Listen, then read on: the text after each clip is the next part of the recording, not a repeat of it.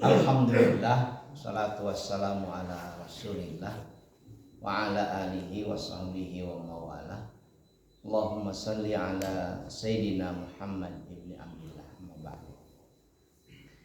Jamaah subuh yang Allah muliakan, alhamdulillah kita bersyukur pada Allah subhanahu wa ta'ala. Allah berkenan mempertemukan kita kembali di aktivitas salat subuh berjamaah di Masjid Al-Kautsar. Mudah-mudahan aktivitas ini bisa kita lakukan sampai akhir hayat kita. Dan mudah-mudahan juga bisa diteruskan oleh anak, menantu, cucu, cicit kita. Itu luar biasa, Pak. Dan ngaji kita masih tentang ridho, bagian ketiga. Dan di bagian ketiga ini saya ingin menjawab dua pertanyaan yang diajukan. Jadi ini bagian untuk saya mendapatkan feedback, sekaligus juga Bapak-bapak nanti boleh memperkaya lagi dan sebagainya. Saya ini kan dulu nih bagian ketiga. Nggak tahu berapa bagian ini, tapi memang bahasan ridho dalam literatur tasawuf tentang perjalanan menuju Allah Subhanahu wa ta'ala itu bagian yang sangat panjang. Beberapa ulama bahkan menghabiskan bisa puluhan halaman untuk menulis tentang ridho. Sebagai puncak dari, mereka menyebut istilahnya itu pendakian. Puncak dari pendakian untuk bertemu dengan Allah Subhanahu wa ta'ala. Jamaah sekalian, pertanyaan yang pertama itu ditanyakan tentang apa hubungannya kehidupan merdeka dengan ridho. Saya pikir ini pas untuk saya sampaikan, karena kita sedang ada dalam semangat kemerdekaan 78 tahun. Luar biasa ini. Kita mengalami hidup sebagai bangsa yang merdeka.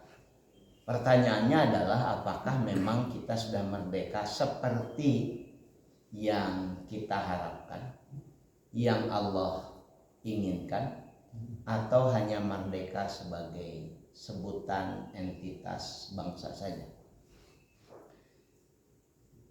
Dan pertanyaan yang kedua ada hubungannya dengan Quran surat Ali Imran ayat ke-26. Saya cek.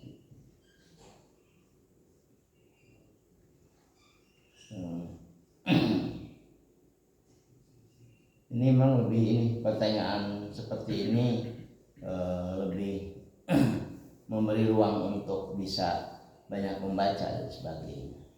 Hubungannya dengan Quran surat Al-Imran ayat 26. Allahumma malikal mulki tu'til mulka man tasha wa tanzi'ul mulka mimman tasha wa tu'izzu man tasha wa tudillu man tasha'u biyadikal khair. Itu apa hubungannya dengan ridho dan sebagainya.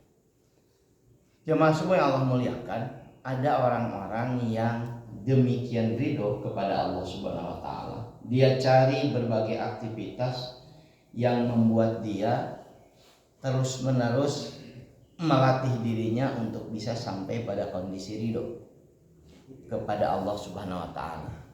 Karena ridho itu kan dipahaminya sebagai kesadaran yang muncul dalam diri manusia dengan apapun yang Allah anugerahkan, baik musibah, dengan apapun yang Allah berikan, baik anugerah maupun musibah. Jadi anugerah dan musibah dimaknai oleh yang bersangkutan sama. Rabi'ah al-Adawiyah bahkan menyebutkannya, seseorang itu sampai pada kondisi ridho kalau ketika musibah dia terima, dia gembira seperti juga menerima anugerah. Sama gembiranya, tidak berbeda. Karena itu kondisi ridho itu sekali lagi puncak dari perjalanan seseorang yang beriman, yang dengan kesadaran tahu betul bahwa dia akan bertemu dengan Tuhan.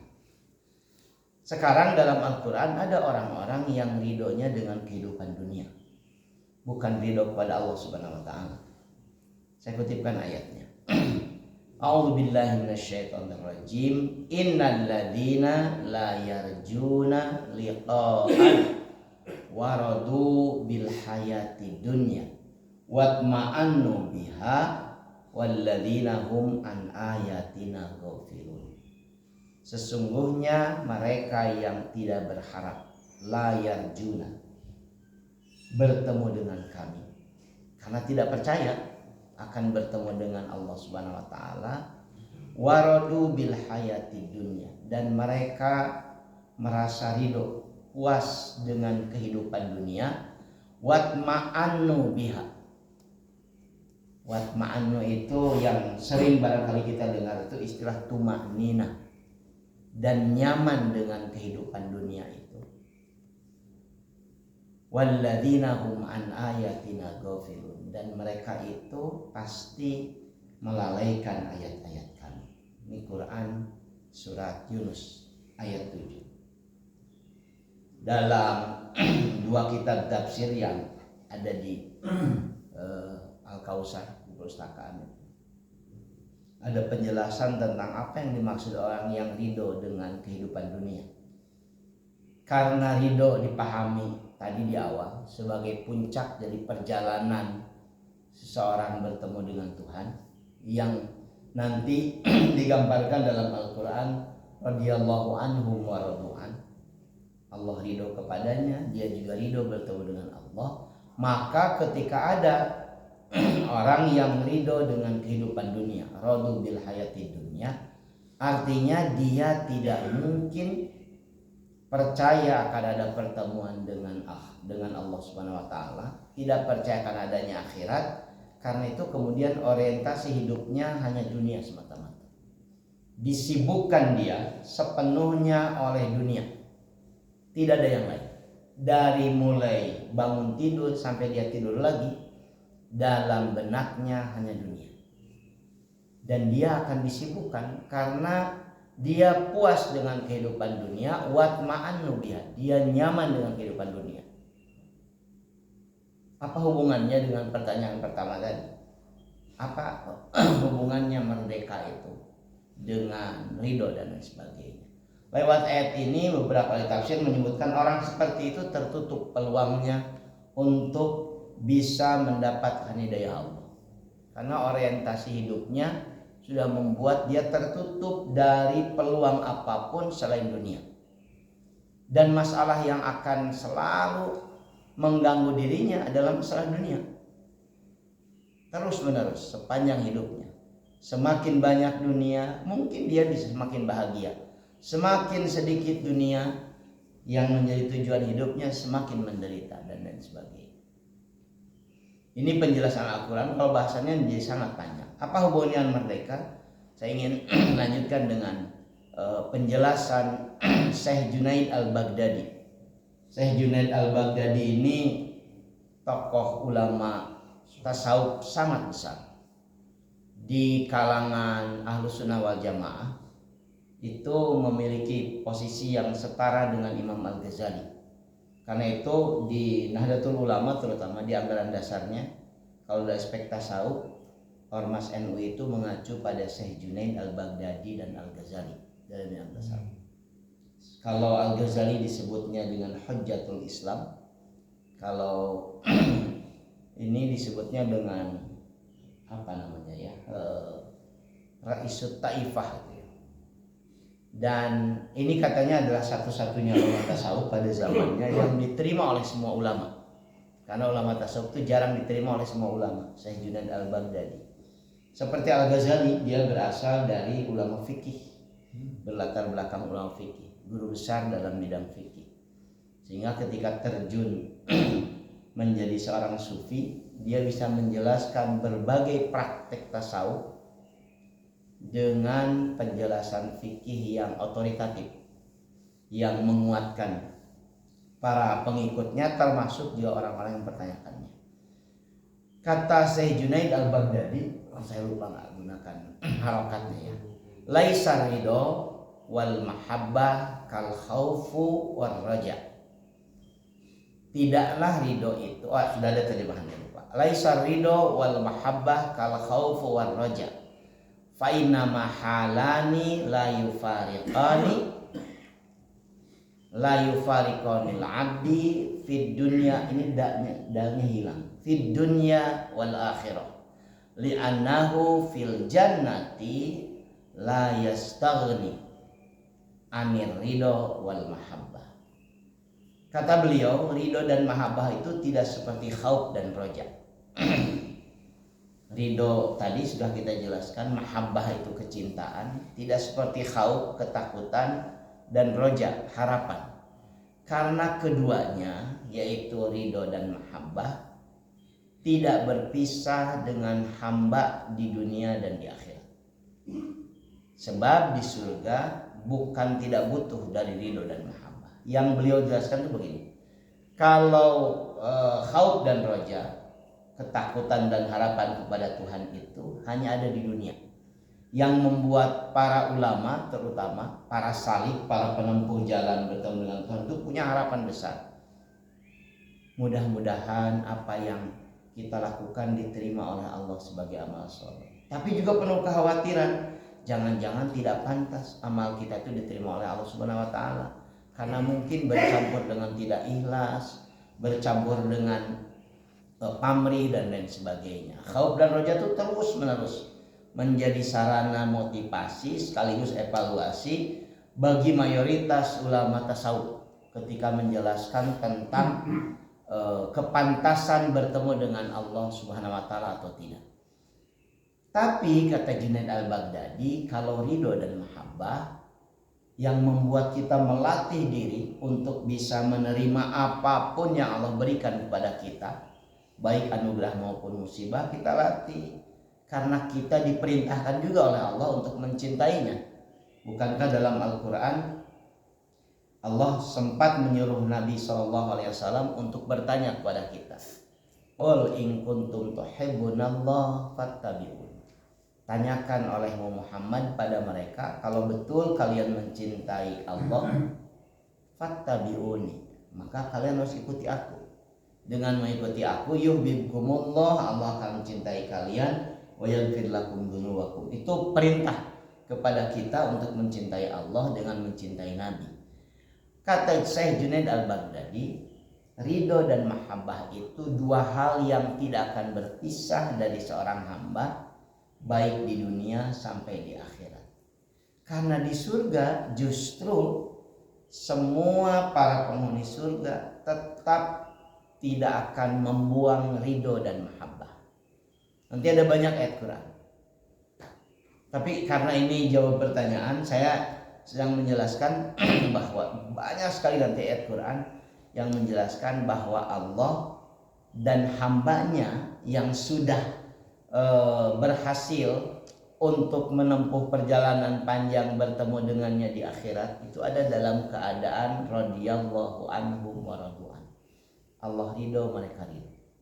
Karena itu terus menerus mereka mencintai Allah karena mendapatkan demikian banyak kenikmatan surga. Jadi di surga itu mereka terus menerus justru meningkatkan, menambah kecintaan mereka kepada Allah Subhanahu wa taala karena mereka mendapatkan demikian banyak kenikmatan yang luar biasa di surga. Sehingga ridho dan mahabbah itu adalah hal yang tidak akan pernah terpisah. Begitu kurang lebih penjelasan Junaid al-Baghdadi. Nah, inilah penjelasan yang kurang lebih menjawab kenapa kemudian pentingnya menjadi hamba yang ridho itu dalam hubungannya dengan merdeka atau tidak. Ini mati. Gak apa-apa kalau masih jelas. Dalam Al-Quran jamaah subuh yang Allah muliakan, ada dua ayat yang saya pikir relevan dengan kondisi kita di alam merdeka sekarang. A'udzubillahi minasyaitonirrajim. Wa idz qala Ibrahimu rabbi ij'al hadzal balada aminan wajnubni wa baniya an na'budal asnam. Dan ingatlah ketika Tuhanmu, ketika Ibrahim Ingatlah ketika Ibrahim berdoa kepada Tuhannya, Rabbi ja'al hada, Tuhanku jadikan tempat ini, Rabbi ja'al hadal balada amina, negeri yang aman, wajnubni wa baniya an na'budal asnam, dan jauhkan diriku serta keturunanku dari menyembah berhala. Rabbi, Tuhanku, innahunna adlalna katsiran minan nas, berhala itu sudah berhasil menyesatkan mayoritas manusia. Faman tabi'ani, maka siapapun manusia yang mengikuti aku, fa innahu minni, sesungguhnya dia adalah kelompok. Wa man asani, dan siapapun yang bermaksiat tidak mengikuti aku, fa innaka ghafurur rahim, sesungguhnya engkau maha pengampun dan maha penyayang. Di surat Ibrahim ayat 35 ayat 36.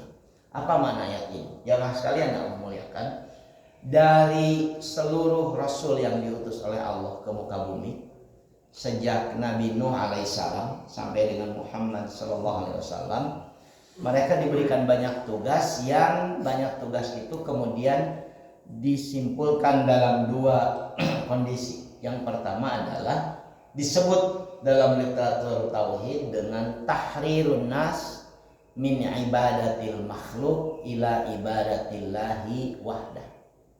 Jadi tugas para rasul itu adalah tahrirun nas, memerdekakan manusia, membuat manusia jadi merdeka. Merdeka dari apa? Dari menyembah sesama makhluk kepada menyembah Allah semata. Min ibadatil makhluk. Apa hubungannya dengan ayat ini?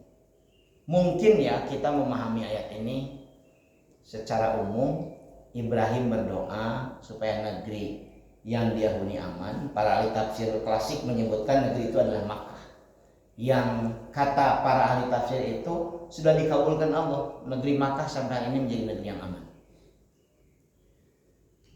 Tapi yang kedua, Ibrahim juga berdoa, wajdubni, jauhkan diriku, wabaniya, dan keturunanku, anak budal asnam, dari menyembah berhala. Dalam benak sebagian kita, menyembah berhala itu menyembah patung, yang pada masa Ibrahim alaihissalam itu jadi tren besar, terus pada para nabi, sampai kemudian Nabi Muhammad SAW. Dan sekarang saya ingin menjelaskan pada Anda semua, menyembah patung itu rasanya sulit untuk jadi tren. Disembah itu untuk sulit. Hampir tidak ada satupun agama yang secara khusus aktivitas ritualnya menyembah patung. Karena itulah kemudian para ulama kontemporer memaknai ayat ini, terutama tadi ulama tasawuf, wajdubni wa baniya an na'budal asnam, jauhkan diriku dan keturunanku dari menyembah berhala. Al asnam di sini, sanam di sini dimaknai sebagai materi, karena berhala itu kan materi. Dan pemaknaannya yang lebih pas adalah sebagai paham materialisme. Dan sampai hari ini jamaah sekalian, kita barangkali belum merdeka dari menyembah materi. Bukankah hampir mayoritas orientasi manusia seperti disebutkan Ibrahim dalam ayat 36-nya, innahunna adlalna katsiran minan nas, sesungguhnya mayoritas manusia tersesat karena menyembah materi. Kita penganut materialisme sejati. Orientasi hidup kita sejak kecil sampai lansia diarahkan untuk menjadi pemburu materi.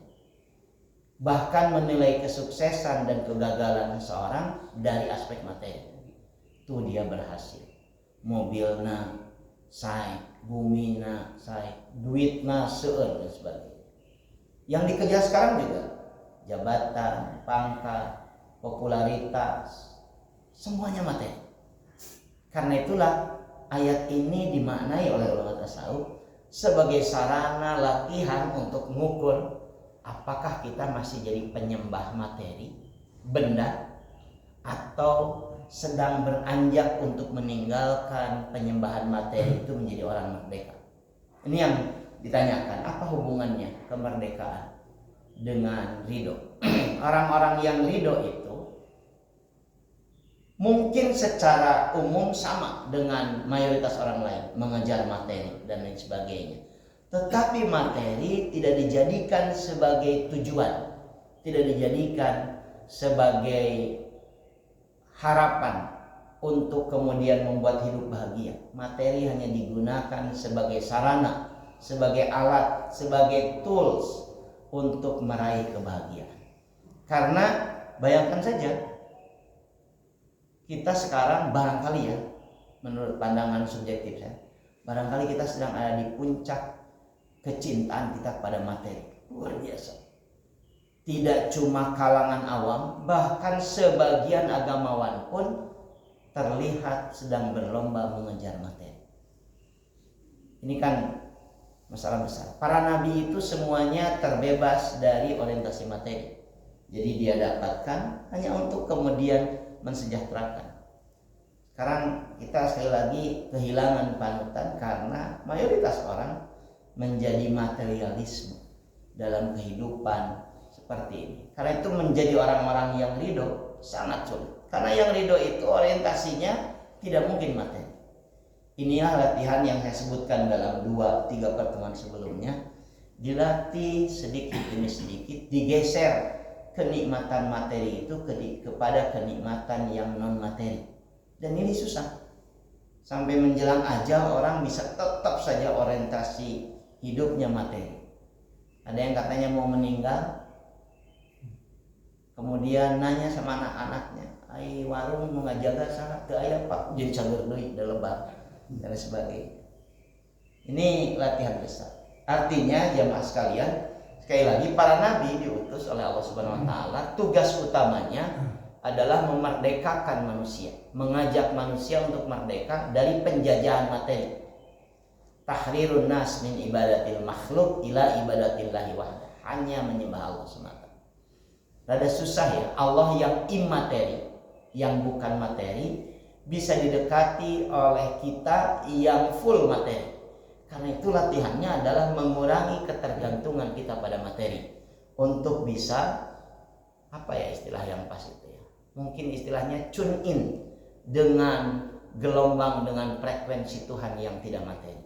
Karena itu kan latihan mendekatkan diri pada Allah itu dengan mengorbankan materi sedikit demi sedikit, lewat kurban, lewat sedekah, lewat zakat. Nanti puncaknya lewat jihad. Bahkan jihad itu kan selalu redaksinya diawali dengan bi amwalihim sebelum bi anfusihim. Kenapa? Karena rada susah orang bisa mengorbankan jiwanya kalau dia tidak melatih dengan mengorbankan materi yang dikumpulkannya.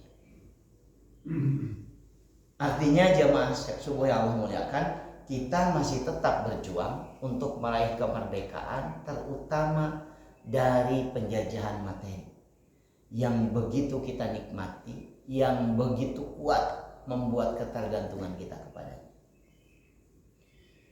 Lewat ayat ini juga sekaligus saya ingin menjawab bahwa tadi hubungannya dengan Quran surat Ali Imran ayat 26. Allah yang memberikan kekuasaan, memberikan kerajaan pada siapa yang dia kehendaki. Allah juga yang mengangkat, Allah juga yang mencabut kekuasaan itu dari siapapun yang dia kehendaki.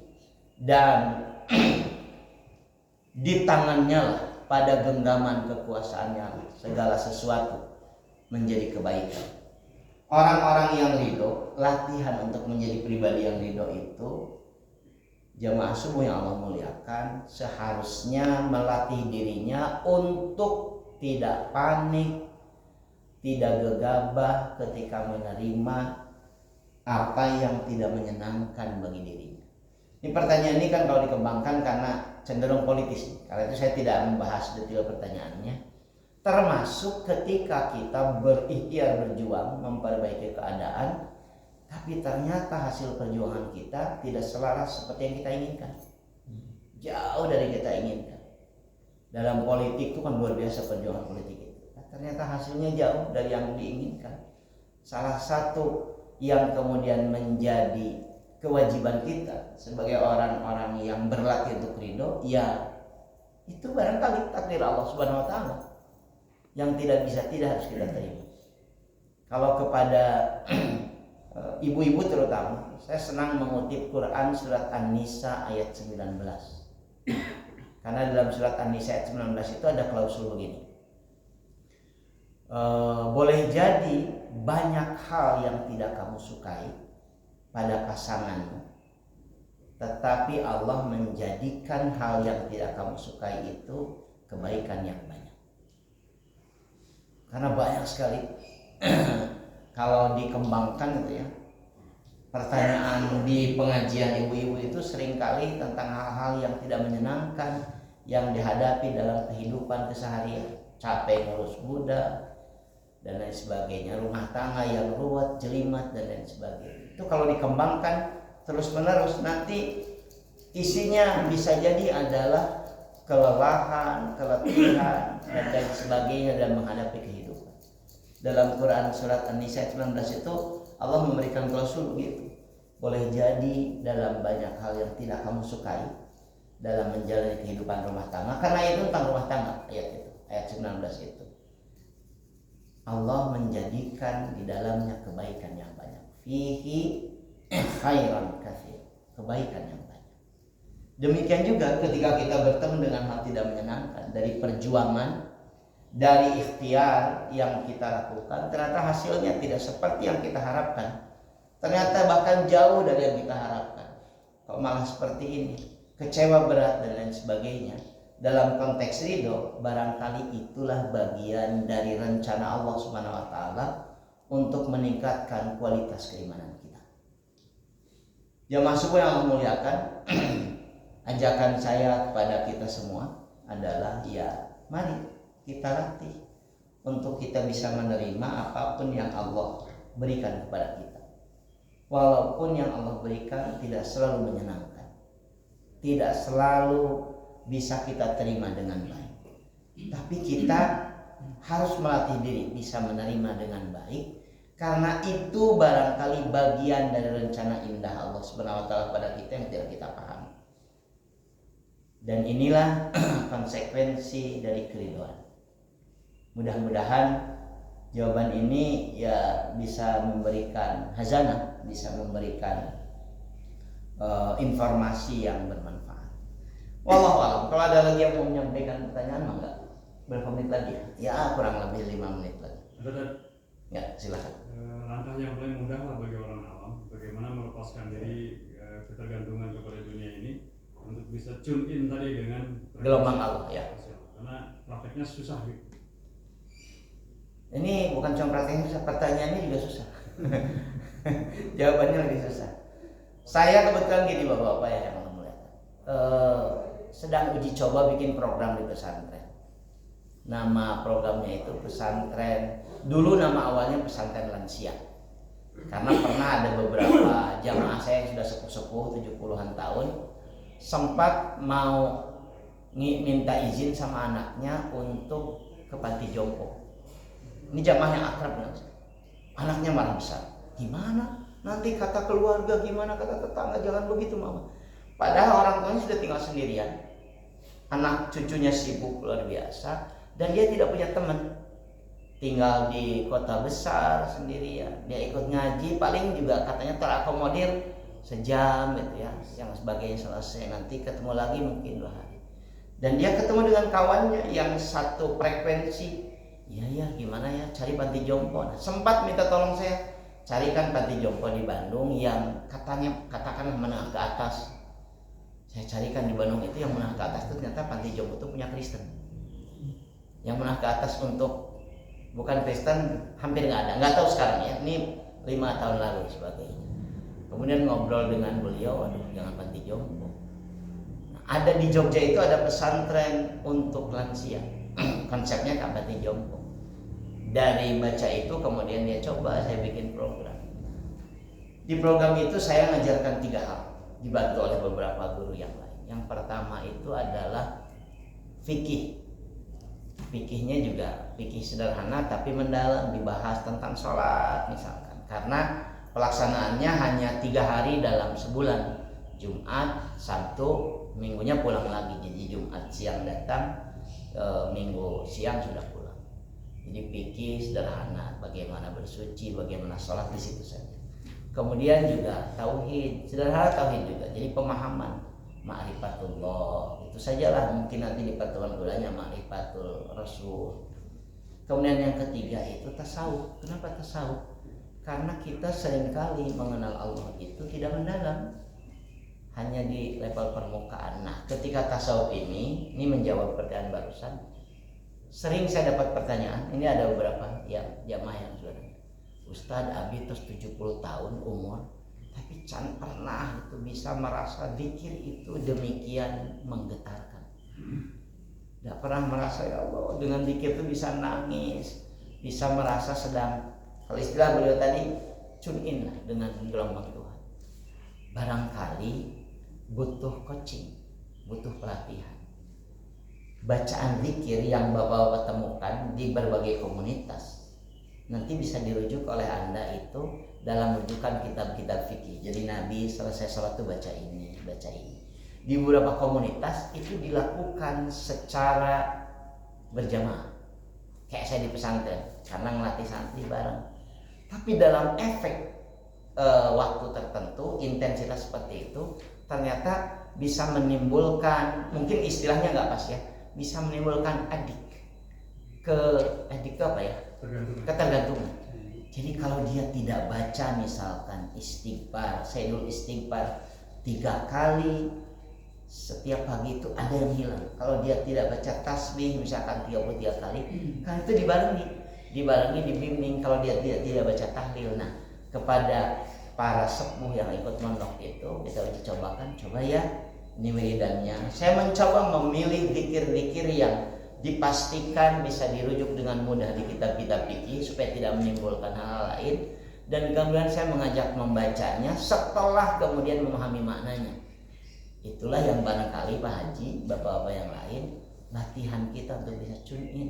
Luangkan waktu minimal kalau habis sholat itu ya, kalau terutama sholat sunnah ya, kalau sholat fardu di masjid memang waktunya kan terbatas. Kalau sholat sunnah itu ya minimal coba deh 10 menit dinikmati zikir itu, dibimbing oleh orang-orang tertentu dan sebagainya. Nah latihan itu katanya menurut pengakuan kawan-kawan itu lumayan Ustaz, nama abdi tiasa sajam tas sholat teh sajam, dia bisa hanya untuk baca hal-hal yang tadi, tasbih, tahlil, tahmid, takbir dan sebagainya karena pemanaan.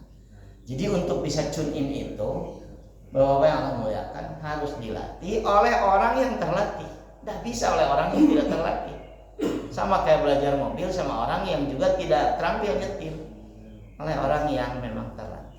Kurang lebih begitu ya jawabannya. Latih saja zikir kita itu. Jadi jangan alergi terhadap orang-orang yang sedang zikir barangkali dengan metode tertentu, karena boleh jadi bagi beberapa orang tertentu dalam konteks contoh saya ternyata bisa efektif terutama yang usia 70-an itu meminimalisir kesepian Pak dalam itu. Saya punya jamaah kemarin saya Jumatan di Parakan tuh 2, 3, 4 di jalan awal itu memang dikhususkan para sesepuh. Takjub saya usianya 92, 88, kemarin itu 80, 86, masih sehat, sholatnya masih ini. Saya sekarang nggak ada kerjaan, ke masjid aja, zikir aja, baca Quran aja. Keren justru kerjaannya itu di penghujung ayat itu. Ada lagi? Mudah-mudahan manfaat. Ada ya? Sambung kan? Ini kalau kembali pada Ini terakhir ya. artinya begini ya, kita memahami kehidupan ini harus ada satu batasan bahwa ada hak prerogatif Allah yang memang kita tidak bisa menjabarkan, yang disebut dengan mutasabihat itu. Ya. Hal yang bersifat muakkad, nah itu yang mungkin kita bisa menalar barangkali itu. Ya. Saya pikir pemahamannya sudah saya sampaikan tadi. Ridho itu sekali lagi latihan Bapak-bapak yang Allah muliakan, bisa menerima apapun yang Allah takdirkan. Itulah. Baik hal tidak menyenangkan, kalau hal menyenangkan kan mudah, apalagi hal yang menyenangkan diterima saja. Kalau saya contoh ke ibu-ibu ya, kalau bapak-bapak saya contohkan ke ibu itu ya menerima kondisi ya sudah takdirnya seperti ini gitu dan sebagainya. Udah tinggal disyukuri, tinggal kemudian diselami maknanya. Karena itu belajar terus untuk bisa menerima keadaan yang kita hadapi itu bagian dari ikhtiar kita untuk ridho pada Allah Subhanahu wa taala. Mudah-mudahan manfaat yang disampaikan. Mohon maaf kalau banyak hal tidak berkenan. Aqulu qouli hadza astaghfirullah wa lakum. Subhanakallahumma wa bihamdika asyhadu an la ilaha illa anta astaghfiruka wa atubu ilaik. Assalamualaikum warahmatullahi wabarakatuh.